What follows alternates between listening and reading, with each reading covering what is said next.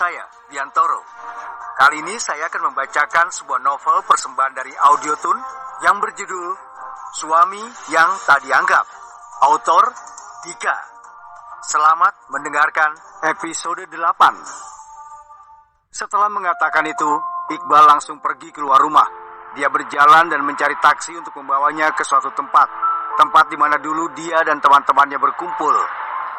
Beberapa saat kemudian Iqbal sudah sampai di kafe langganannya. Kafe yang tidak banyak mengalami perubahan, sama seperti saat dirinya masih menimba ilmu dulu. Perlu diketahui bahwa Iqbal dulu pernah tinggal bersama kakeknya selama kurang lebih 4 tahun. Iqbal menjalani studi sarjananya di kota ini dan tinggal bersama sang kakek setelah ditinggal pergi oleh neneknya. Saat Iqbal akan wisuda, ternyata kakeknya pergi menyusul neneknya. Alhasil setelah lulus kuliah, Iqbal diminta kedua orang tuanya untuk pulang ke kota J. Iqbal kini sedang duduk di salah satu kursi pengunjung. Dan tak lama kemudian datanglah Galang yang sebelumnya sudah dia hubungi saat dalam perjalanan tadi. Baru juga kamu sampai kota ini, sudah ngajak ketemuan lagi. Nggak kasihan sama istri kamu di rumah sendirian, cerocos Galang. Pesan saja minuman apa yang kamu inginkan, ucap Iqbal mengabaikan pertanyaan Galang. Galang hanya mendengus kesal saat tak mendapat jawaban dari Iqbal. Padahal dia sudah tahu bagaimana sikap temannya itu. Masih saja dirinya berusaha menanyakan hal yang tidak mungkin mendapat jawaban. Felix sama Haidar tadi sudah aku kasih tahu. Mungkin sebentar lagi mereka akan kesini, ucap Galang sambil memilih minuman dan makanan ringan yang akan dia pesan. Bisa nggak cariin aku motor second? Aku bingung mau kemana-mana nggak ada kendaraan, ucap Iqbal. Bisa, nanti aku coba hubungi temanku, jawab Galang. Tak lama kemudian muncullah sosok dua pemuda tampan yang sempat mencuri perhatian beberapa pengunjung kafe, khususnya kaum hawa. Meskipun Iqbal dan Galang juga tak kalah tampan dari Felix dan Haidar, namun sosok Felix yang terkenal playboy justru menjadi daya tarik tersendiri bagi kaum hawa yang melihatnya. Iqbal, Felix, dan Haidar sama-sama berusia 25 tahun. Mereka bertiga sudah akrab sejak duduk di bangku kuliah. Dan ditambah Galang yang usianya 2 tahun di atas mereka bertiga, namun tetap membuat mereka berempat semakin kompak. Galang masuk ke dalam geng Iqbal dan kawan-kawan dulu saat sedang menjalani bimbingan skripsi. Galang yang menunda kuliahnya 2 semester akhirnya bisa bertemu dengan teman-teman yang sangat baik baginya, yaitu Iqbal, Felix, dan Haidar. Hai bro, apa kabar nih? Tanya Felix yang baru saja duduk. Felix dan Haidar bertos tangan dengan Iqbal secara bergantian. Lalu Felix dan Haidar memesan minuman. Dengar-dengar ada yang sudah tidak lajang lagi nih, ucap Felix tiba-tiba.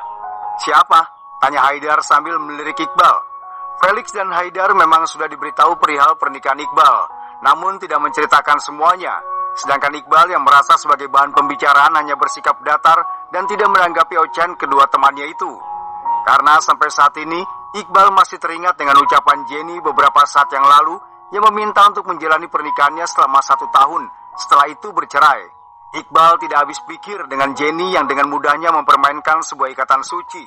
Tidak bisakah dia mencoba untuk menjalani pernikahan ini dulu, meski baginya tidak ada kata cinta, karena Iqbal sangat yakin hanya Tuhan yang bisa membolak-balikan isi hati seseorang. Sudahlah, kalian jangan bahas hal yang tidak penting. Kita kumpul di sini untuk melepas rindu sama teman kita yang baru datang di kota ini, sekaligus akan tinggal menetap di sini, ucap Galang menengahi. Akhirnya Felix dan Haidar pun bisa mengerti. Meski dalam hati mereka berdua sangat penasaran tentang sesuatu hal yang terjadi dengan Iqbal. Mungkin mereka berdua belum saatnya tahu dan apa yang dikatakan oleh Galang benar. Malam ini adalah malam pertemuan dengan sahabatnya yang sudah lama tidak pernah tampak batang hidungnya, karena memang tinggal di beda kota. Mereka berempat pun berbincang-bincang sambil menikmati alunan musik band yang sedang menghibur pengunjung kafe. Hati Iqbal sedikit menghangat setelah pertemuannya dengan para sahabatnya. Bahkan saat ini dia tidak mempedulikan Jenny yang sedang sendirian di rumah. Kalau ada lowongan pekerjaan kabari aku ya. Aku bingung mau cari pekerjaan di mana, ucap Iqbal. Mau kerja di bidang apa?